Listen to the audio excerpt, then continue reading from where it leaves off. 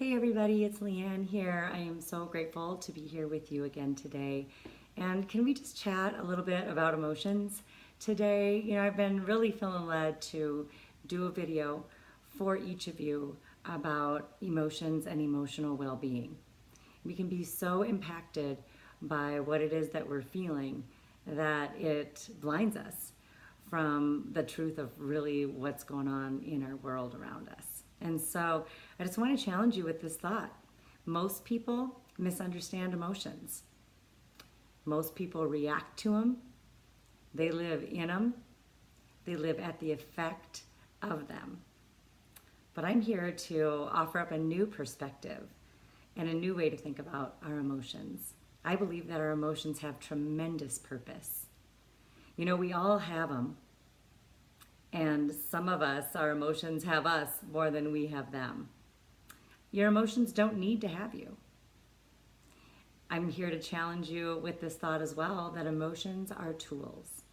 I believe that they're tools for raising our own personal awareness, as well as increasing our level of understanding, not only of ourselves, but the world around us and other people. I also believe that learning to be aware of and understand our emotions are really going to allow us to control them and to express them in a way that is building and encouraging, not only to other people, but to ourselves as we desire to experience more of our own core well-being. When it comes to walking into your core well-being, you've heard me speak about that before. Our emotions are a big driver in that. So when you hear me say the big E word, emotions, I would like you to just take just a minute and think about, what role do your emotions play in your well-being? What kind of impact do you think that they have? Take just a minute and jot down a few words. So emotions for me, if I have to dig deep a little bit here and be real with you, I can see them as guideposts or signposts. They really are indicators of the thoughts and the stories that I'm creating up here in my brain about the different circumstances or people or situations in my life. And for me, a lot of times I have lived at the effect of my emotions and kind of got really tired of that. And so I did a deeper dive into looking at how they were impacting my life.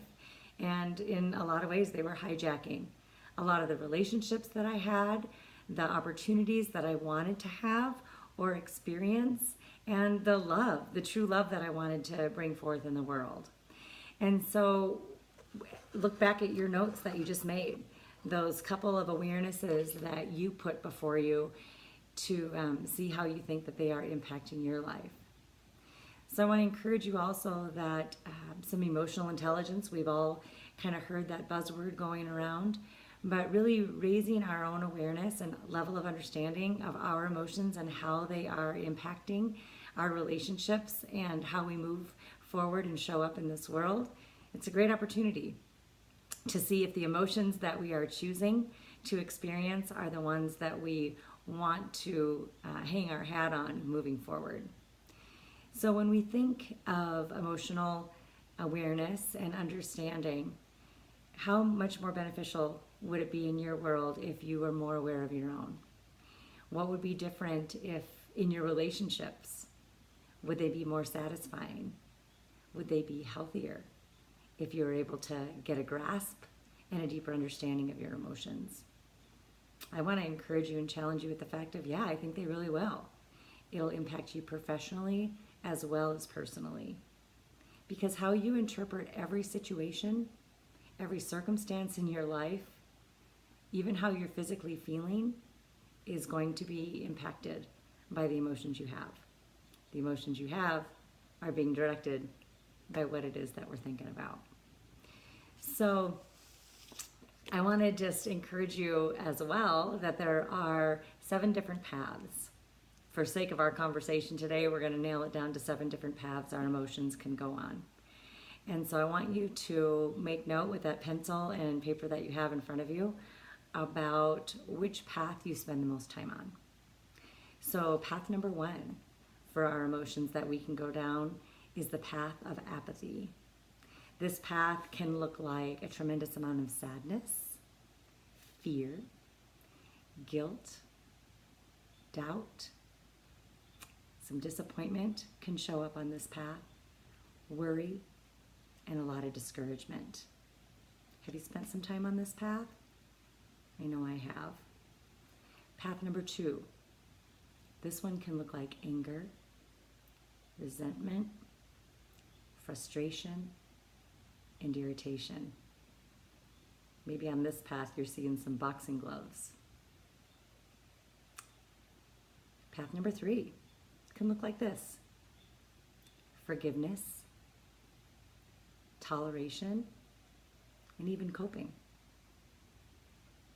Path number 4, compassion, care, concern, love, and gratitude. Personally, I'd like to spend a little bit more time on this path. Path number 5. This is where peace and trust and curiosity come in. Path number 6 is full of calm and joy. Man, I hear that a lot as I talk to folks navigating life. We'd like to experience a lot more calm and joy. Path number 7 is all about absolute passion and being fearless. So take just a minute and think about, what path do you spend the most time on? Which path would you like to spend more time on? All of these paths of emotions that we can walk on are necessary and important in our lives. But how long we stay on each path and how we integrate each path, that's up to us as individuals. And we have a choice to make on which one we're going to walk on and which folks that we're going to invite to walk with us on these paths. So I want to encourage you, maybe take a couple of days and keep an emotional journal. Write down what it is you're feeling, what it is you're thinking about that is spurring these really strong emotions. Because like I said, we all have emotions and they don't need to have us. So let me know how this goes for you.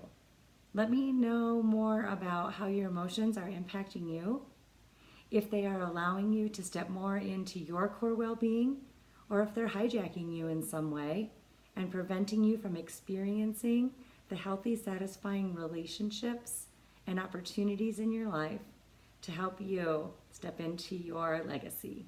Until next time, God bless and be well.